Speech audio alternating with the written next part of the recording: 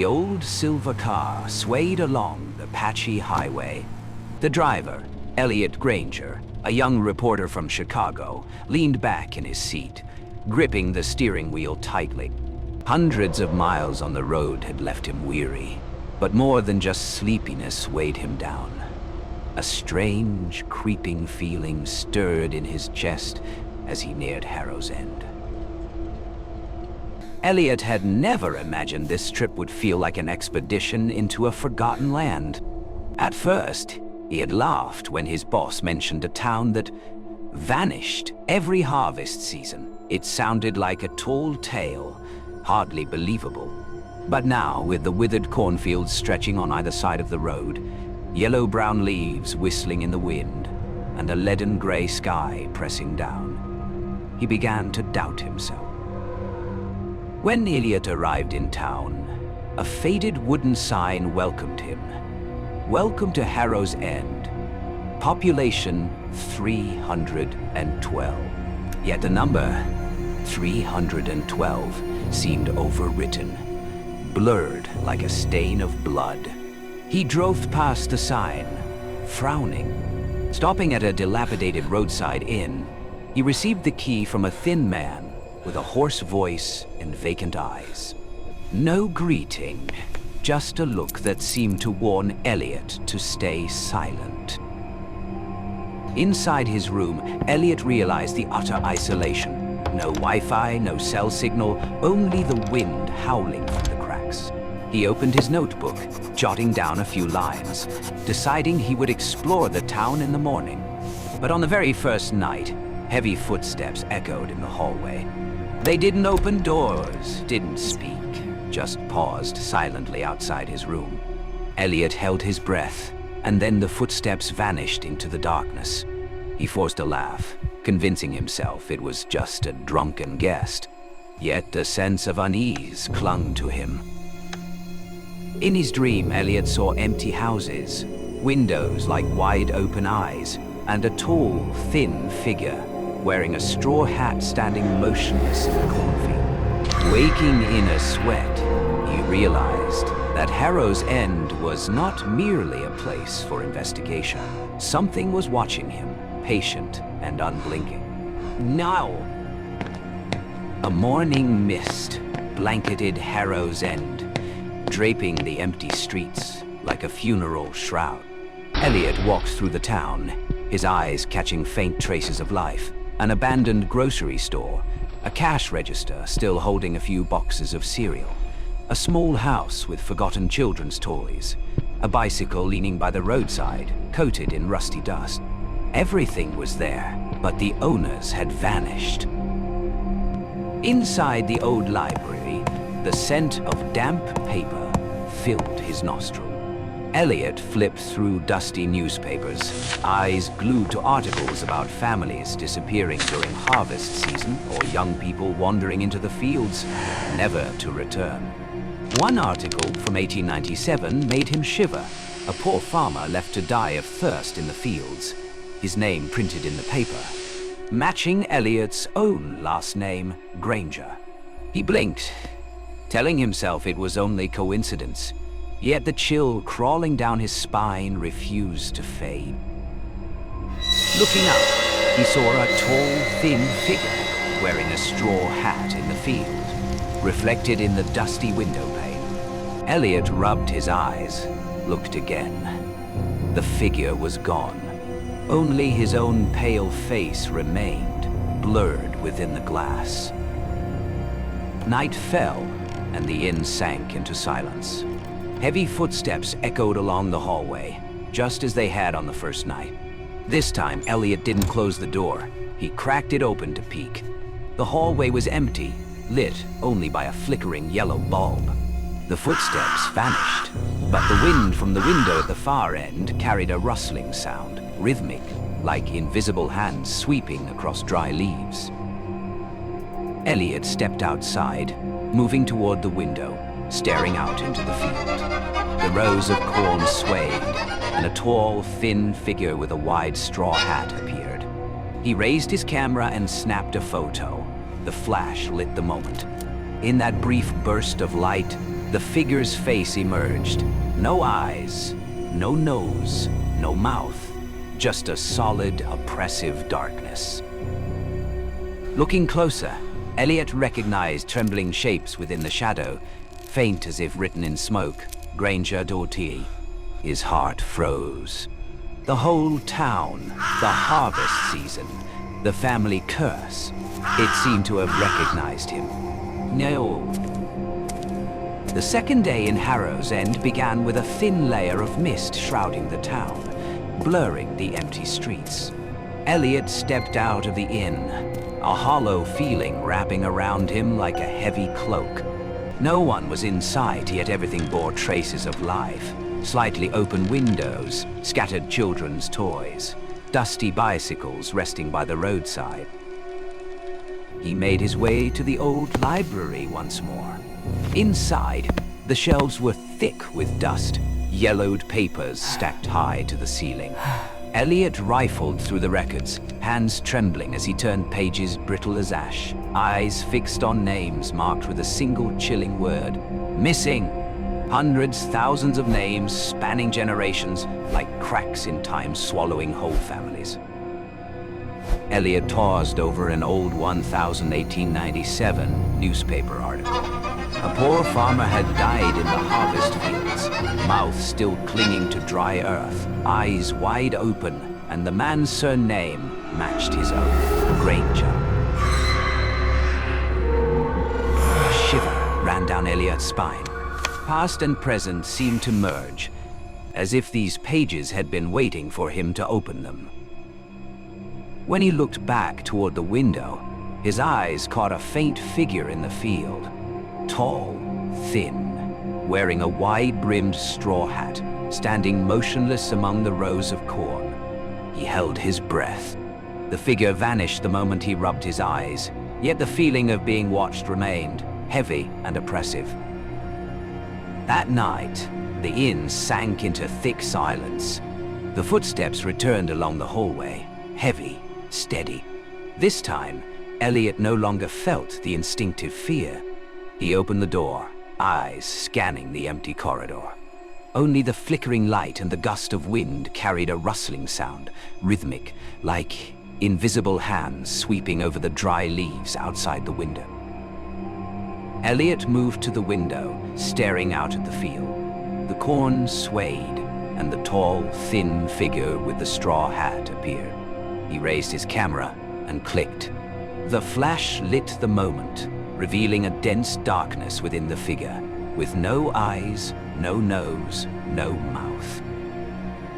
When the camera screen came back on, Elliot saw what froze his heart. In the dark background, dozens, maybe hundreds of shadowy figures, all wearing straw hats, standing upright, facing him. They didn't move, didn't make a sound, just empty gazes fixed on him, as if trying to engulf his very existence.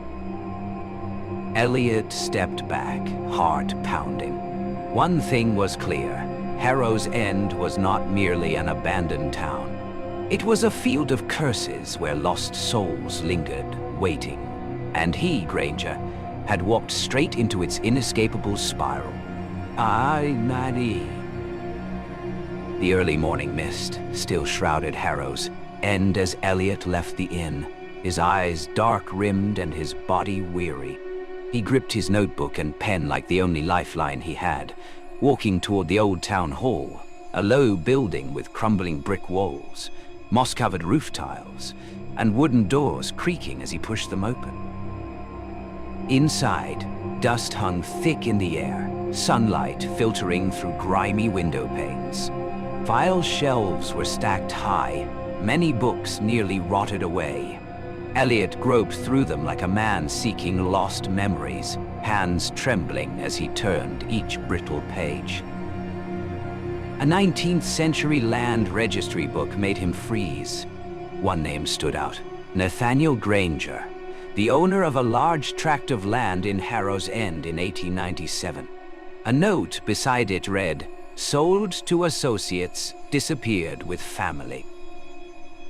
Elliot read it over and over, heart hammering. Nathaniel, his distant ancestor, the man who had helped seize a betrayed farmer's land, sowing the seed of the curse. Another record, a local court transcript, stated, "Granger and Associates deny responsibility," beneath which, scrawled faintly in ink, were the chilling words, "Blood debt must be paid, harvest season after harvest season." Elliot's whole body shook. He realized that his family name was not just connected to the curse, it was its root. The town, the family, the harvest, everything seemed to be waiting for him. Suddenly, the room felt smaller. The air thickened, heavy and suffocating. When he looked up, dry handprints appeared on the walls, dozens, hundreds, layered, all pointing toward where he sat. Faint, yet freshly imprinted, as if hundreds of invisible entities had pressed close from all sides. Elliot leapt up, tripping over a bookshelf. A stack of files fell, papers scattering into the air. Among them, he spotted an old photograph, the Granger family at the turn of the century. The man in the center was Nathaniel, tall and dark-eyed. Beside him, a boy of about 10, his face eerily like Elio's, eyes wide as if staring through the lens directly into the future. He let the photo drop, yet the sense of being watched lingered. Even with eyes closed, he could see those gazes piercing through space and time, a reminder that the curse was not merely a thing of the past. Stepping outside, Elliot drew a deep breath. The town lay silent, like a graveyard. Yet deep down, he understood. From now on, he was no longer an observer. He had become part of a century-old chain of cursed blood. And the straw-hatted figure, the harvest man, had noticed. Far across the field, the figure appeared. This time, Elliot no longer saw him as a stranger. In the shadowy outline, it reflected a part of himself. A cold reminder that past and present, the Granger family and the curse, were now inseparably entwined with Elliot's life. No. The third night in Harrow's End did not arrive with a familiar whistle of wind, but with a heavy silence, like a blanket pulled tightly over one's head. Elliot lay in bed, eyes wide open, listening to the darkness. No cars passed, no insects chirped, not even the faint rustle of the cornfields. Everything was still. The town seemed to have stopped breathing. Elliot dozed fitfully, tension coiling in his body, and the dream came. He found himself standing in the endless field, moonlight glinting off the dry corn stalks, turning them into shimmering blades.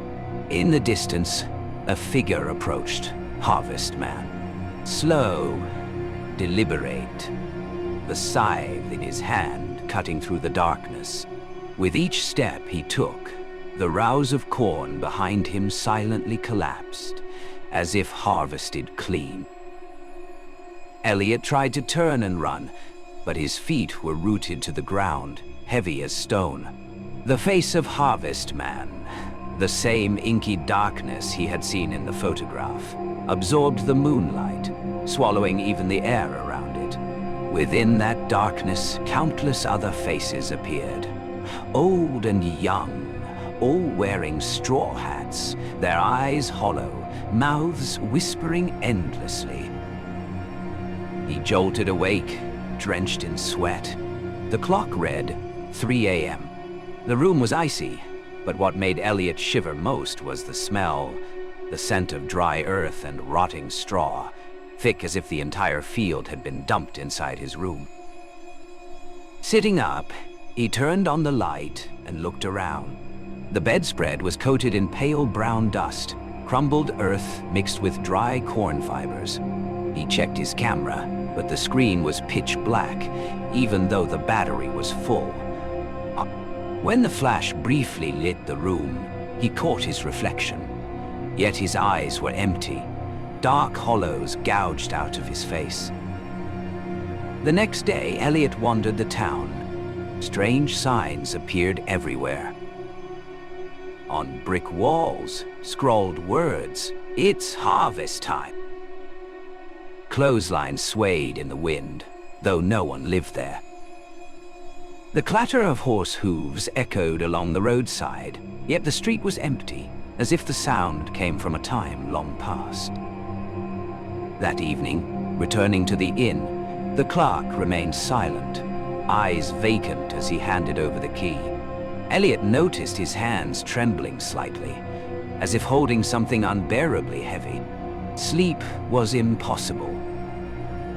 Sitting by the window, gazing at the misty fields, Elliot saw the harvestman appear, motionless. Around him, dozens of other figures rose from the earth, silently turning toward him. No movement, no sound. Only hollow gazes, dense as if the entire field had become a pair of enormous eyes. Elliot sank deep into the chair, heart frozen. The curse was no longer just a story he had been told. It had spoken his name, and it would not stop until the Granger family debt was repaid or another heir was pulled into the endless nightmare. Oh, aye. The next morning, Elliot left the inn in a half-awake haze. The sky was gray, the dim light too weak to illuminate the empty streets clearly. He walked toward the old town hall, a low building with crumbling brick walls, moss-covered roof tiles, and wooden doors that creaked as he pushed them open. Inside, dust lay thick in the air, sunlight filtering through grimy window panes. Filer shelves were stacked high, many books nearly rotted away. Elliot groped through them like a man searching for his own memories, hands trembling as he turned pages brittle as ash.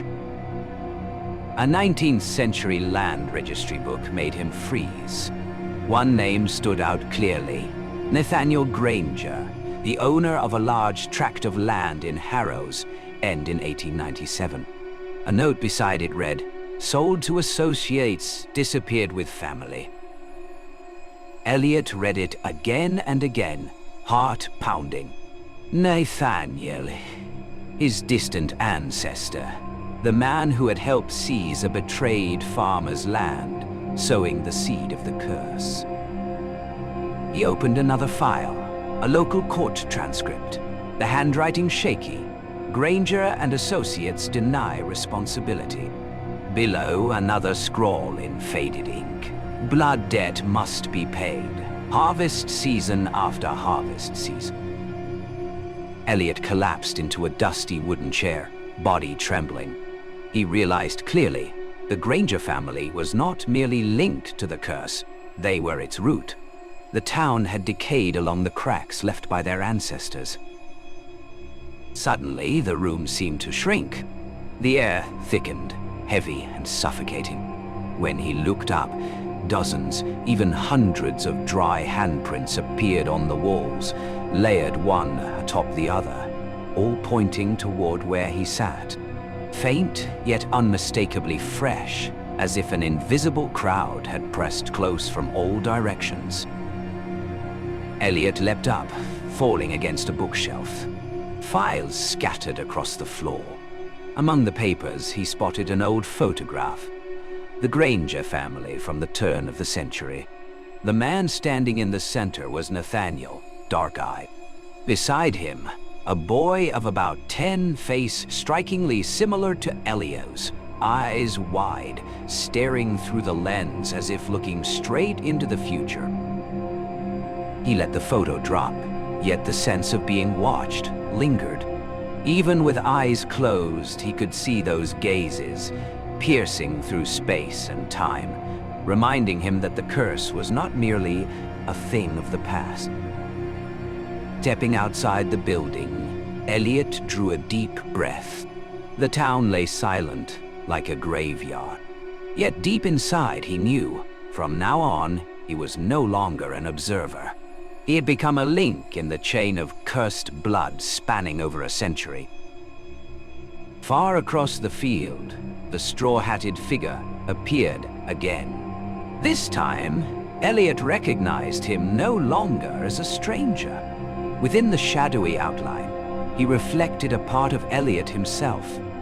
A chilling reminder that past and present, the curse and the family, were now entwined with his life. Nelitant. Udaro. The final night of the harvest descended on Harrow's End.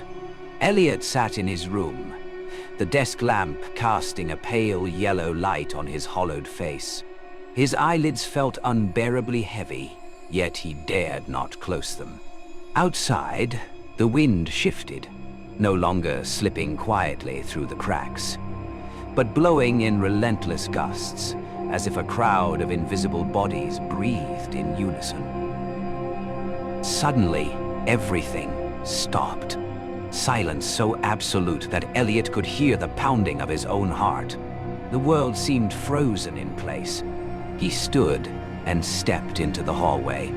No phantom footsteps echoed like the nights before. Only absolute emptiness, darkness swallowing every trace of light. He walked down the main street, past darkened houses and abandoned shops. Each footstep echoed, emphasizing the void. When he reached the edge of the cornfield, moonlight faintly illuminated thousands of dry stalks, unmoving. Elliot held his breath. A subtle movement occurred. The rows of corn bent in unison, as if swept by invisible scythes. From the shadows, a figure emerged. Harvest Man. Tall and thin, tattered straw hat atop his head, scythe gleaming like a shattered moon in his hand. He did not rush, only took slow, deliberate steps. But with each heartbeat, the distance between him and Elliot shrank. From either side of the field, dozens of other figures rose. Hundreds, all wearing straw hats, hollow eyes fixed on him, standing silently. No movement, no sound. Their presence was dense, pressing in, making Elliot feel as if an invisible crowd was swallowing him whole. Harvest Man stopped a few steps away. The wind kicked up dust and leaves in a whirlwind. Amid the storm, a voice rang out, not from a single mouth, but from hundreds at once, a chorus. It's harvest time. The debt must be paid. Elliot clutched his head, mind reeling. Images of Nathaniel Granger, the betraying ancestor, flashed before him. Then came the faces of Grangers across generations, one after another, linked by cursed blood. They pressed down on him, reminding him there was no escape. In the dust-laden wind, Elliot lifted his gaze to the darkness of Harvest Man. This time he saw clearly. The face was his own. Twisted eye sockets empty, skin cracked and dry like parched earth. A choked cry escaped, but the wind swallowed it instantly. Harrow's End dissolved behind him.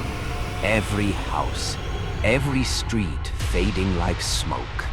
Only the field remained, the wind, and the endless shadows. Elliot sensed one undeniable truth. The curse had recognized its successor. He was no longer an observer. He had become part of the eternal harvest, bound to Granger blood, whether he wanted it or not. The gray sky hung heavy. The wind whispered, and the field murmured again, waiting for the next season. Ah, would I?